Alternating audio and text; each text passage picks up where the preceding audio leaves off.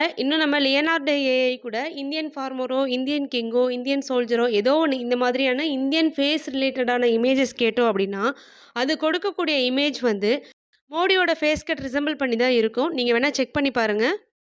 எல்லா ஏஐஸுமே அவங்க என்னென்ன டேட்டா ஃபீட் பண்றாங்களோ, அந்த டேட்டாஸ வந்து பேஸ் பண்ணி தான் ஒரு அவுட்புட் வந்து நமக்கு குடுக்குது. அதனால இவங்க லோட் பண்ண டேட்டாஸ் எல்லாமே வந்து ராங் டேட்டாஸா இருக்கு அப்படின்றது தான் ஜெமினி ஏஐ மேல வைக்கக்கூடிய ஒரு குற்றச்சாட்டா இருந்திருக்கு.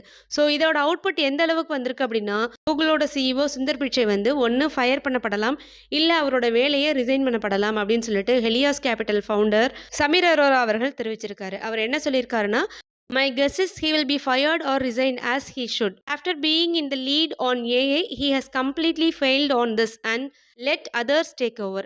இவர் என்ன சொல்லியிருக்காருன்னா, இந்த ப்ராஜெக்ட் வந்து கம்ப்ளீட்லா ஃபெயிலியர் ஆனதுக்கு இவரோட லீடர்ஷிப் தான் காரணம். மத்த கம்பெனிஸ் வந்து டேக் ஓவர் பண்றதுக்கு இதுக்கான ஃபவுண்டேஷன் பிளான் வந்து சரியா இல்ல. இதுதான் ரீசன்.